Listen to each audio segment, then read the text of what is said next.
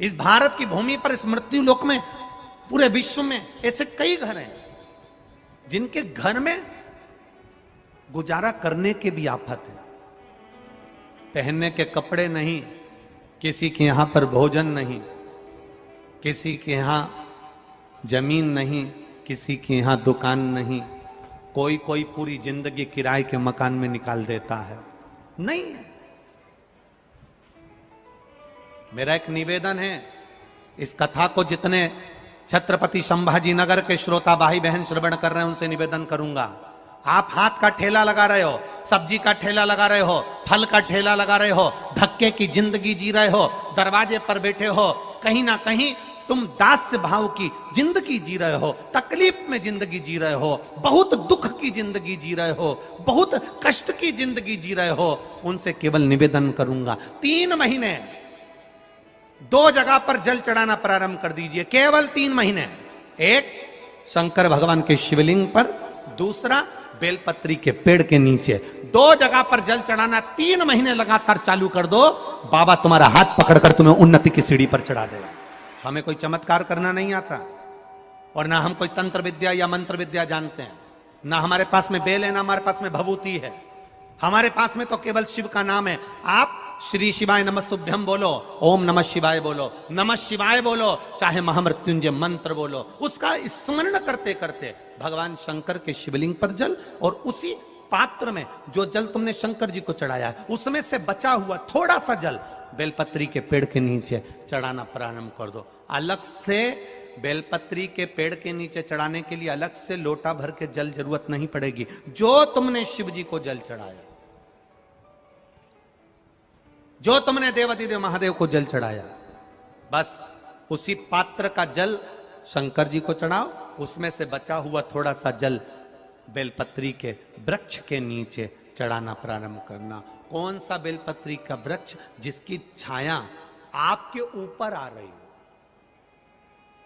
शिव महापुराण बड़ी सुंदर बात कहता है, ध्यान दीजिएगा। जिस बेलपत्री का पौधा तुम्हारे सिर का, और ये दोनों हाथ ऊपर कर लो, अपन खड़े हुए और खड़े होकर दोनों हाथ ऊपर करे, इतना बड़ा बेलपत्री का पौधा है, उस बेलपत्री के पौधे की पत्ती को कभी तोड़कर शंकर जी को नहीं चढ़ाना चाहिए। ध्यान रखना, कितना बड़ा पौधा।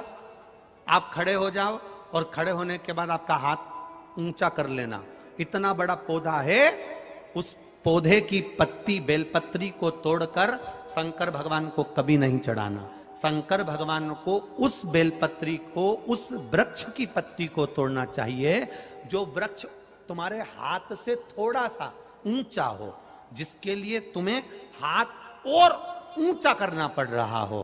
जैसे एक बच्चा अपनी मां की गोद में बैठने के लिए दोनों हाथों से उचकता है, आवाज लगाता है, उचकता है, आवाज लगाता है, हाथ ऊपर करता है, तो मां उस बच्चे को गोदी में ले लेती है। उसी तरह उस बेलपत्री के वृक्ष की पत्ती तोड़ना चाहिए जिसने थोड़ी उन्नति कर ली हो, जो थोड़ा ऊंचा हो गया हो। तुम उसको पाने का प्रयास करो तो भगवान भी तुम्हें अपनी गोदी में ले ले। ऐसे वृक्ष की पत्ती तोड़। अब तुम छोटा सा पौधा, बिल्कुल जरा सा पौधा, उसी की पत्ती तोड़कर महादेव को चढ़ाओगे, ये श्रेष्ठता नहीं। यदि बेलपत्री का पेड़ आपके यहाँ है, और मान लो कई लोग बेलपत्री गमले में लगाते हैं या छत के ऊपर लगा देते हैं, बेलपत्री का वृक्ष जो होना चाहिए वो घर के ठीक पीछे के भाग में, पीछे के भाग। या बेलपत्री का वृक्ष अगर पीछे नहीं है तो आप अपने घर से जब बाहर निकलते हैं तो राइट हैंड की ओर बेलपत्री का वृक्ष होना चाहिए। आप जब घर से प्रवेश कर रहे हैं, बाहर की ओर निकल, वो सुख का अनुभव करा। यदि घर से निकलते समय बेलपत्री का पेड़ लेफ्ट में अगर आता है, आप जिस घर से निकल रहे हो लेफ्ट में अगर बेलपत्री का पेड़ आता है तो आप 1 रुपए कमाएंगे, 1.25 रुपए खर्च होगा, पैसा हाथ में टिकेगा नहीं। घर में 10 लोग भी कमा रहे हैं तो पैसा घर में दिखेगा नहीं, आएगा जरूर, सारे काम होंगे पर टिकेगा नहीं। यदि लेफ्ट राइट भाग का बेलपत्री सुख का अनुभव। बेलपत्री का वृक्ष घर में लगाओ तो घर के पीछे के हिस्से में लगाना चाहिए, और ऐसी जगह नहीं लगाना कि जहां पर बेलपत्र में गंदा पानी जाए या कोई गंदी वस्तु उसके नीचे पड़े। 33 करोड़ देवी देवता बेलपत्री के पेड़ के नीचे सोमवार के दिन, कोई रविवार के दिन, कोई मंगलवार, कोई बुधवार, कोई गुरुवार, कोई शुक्रवार, कोई शनिवार के दिन बेलपत्री के नीचे आकर 33 करोड़ देवी देवता हो तप करते हैं, साधना करते हैं। बेलपत्री के पेड़ का बड़ा प्रमाण है। एक बेलपत्री ऐसी होती है जो कि शंकर पर अगर चढ़ी हुई है तो वापिस उतार कर धोकर फिर शिव को चढ़ा सकते।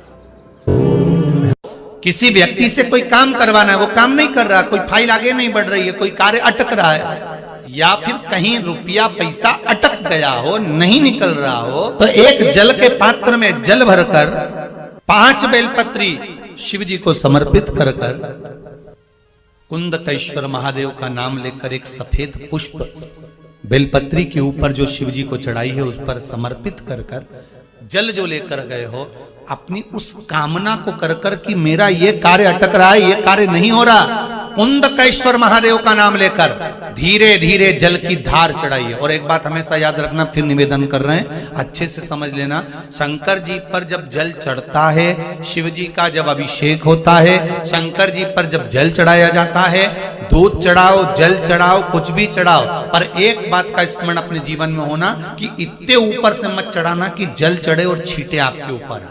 बहुत ध्यान दीजिएगा। हाँ, तो यहां तक वर्णन करा गया है कि शंकर जी का जल चढ़ा हुआ जहां से बहकर जाता है ना, उसको लांगा तक नहीं जाता। यहाँ लांगते हैं क्या? नहीं ना, परिक्रमा भी करेंगे तो वहीं से लौट कर वापिस इधर जाएंगे। शिव जी का जहां से जल बहकर जा रहा हो, चढ़ा हुआ जल जहां से बहकर जा रहा हो, उसको लांगा तक नहीं जाता। और कई लोग बड़े बड़े आनंद में शंकर जी पे इतनी ऊपर से जल चढ़ाएंगे तो वो छींटे पूरे अपने ऊपर आना चाहिए, शरीर पर आना चाहिए। नहीं, उसका दोष है महाराज, उसका दोष है। आप भगवान को अगर जल चढ़ाओ, दूध चढ़ाओ, तो मान लो अगर जैसे एक सरल भाषा में समझ लो और अच्छे से, कि जैसे ये शिवलिंग है शंकर जी का, ये शिवलिंग है, और आप जल चढ़ा रहे हो तो इतनी ऊपर से छोड़ोगे तो पानी का छींटा तो अपने ऊपर आएगा, पर वही जल, वही दूध, वही सामग्री आप शिवलिंग से थोड़ी सी दूरी बनाकर अगर आप समर्पित करेंगे तो बाबा उसको स्वीकार भी करता है और आनंद की अनुभूति भी होती है, कार्य में सिद्धता भी आती है, कार्य में उसकी सिद्धता भी होती है। अब तुम तो ऊपर से छोड़ रहे हो जिससे वो पानी तुम्हारे ऊपर ही आए, तो वो एक अलग प्रसंग है, वो एक अलग विषय।